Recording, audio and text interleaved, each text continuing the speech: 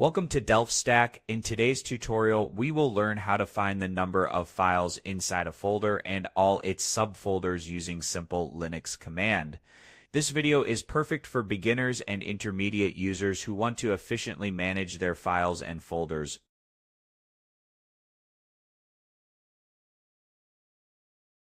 Let's say we are going to find the number of files in folder and subfolders inside the public directory. To find the number of files in folder and subfolders, type the following command.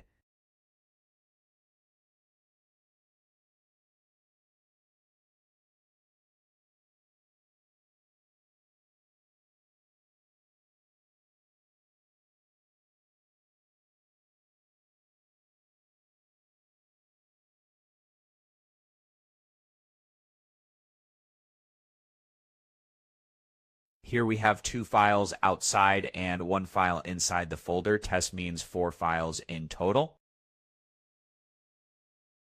To sum up, use find for a quick and true file count. Don't forget to like and subscribe to DelphStack for more useful tutorials. Thanks for watching.